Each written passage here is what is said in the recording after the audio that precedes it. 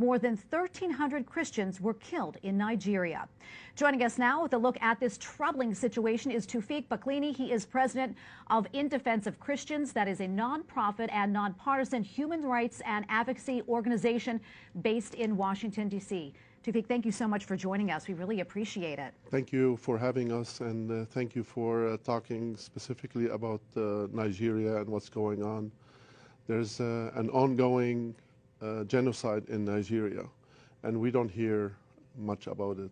So thank you for this. Absolutely. Why do you think there has been a rise in violence against Christians in Nigeria? There has been, it's only because they're Christians. Christian persecution around the whole world.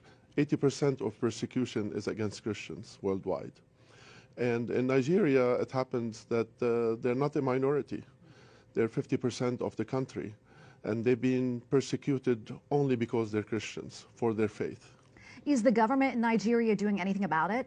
No, almost nothing about it.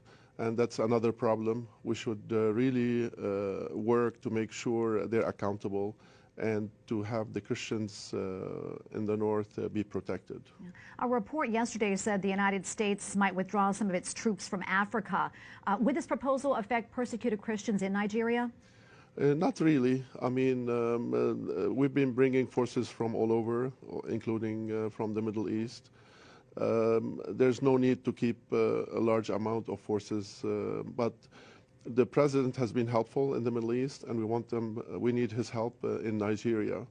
And we have many ways. We give a lot of aid to Nigeria, and we are in the strongest country in the world. There are ways to work on this. And we will continue the pressure to have the government involved and to stop this ongoing genocide.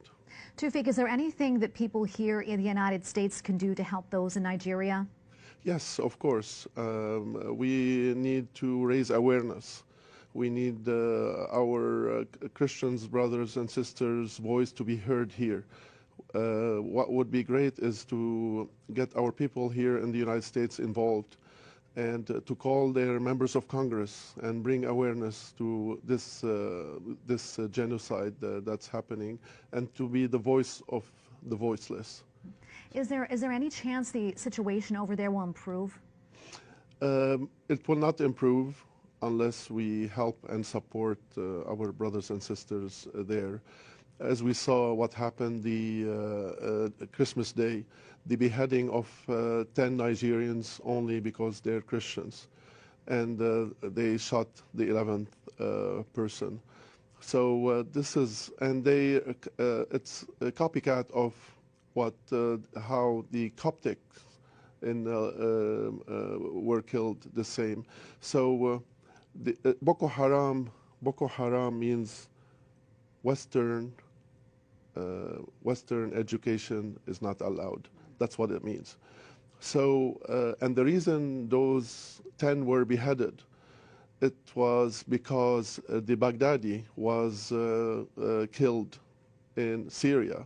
So basically, they count the Christians as Westerners. And when the U.S. moves to kill the terrorists and move on the Islamic State and otherwise, the Christians are paying the price in other areas.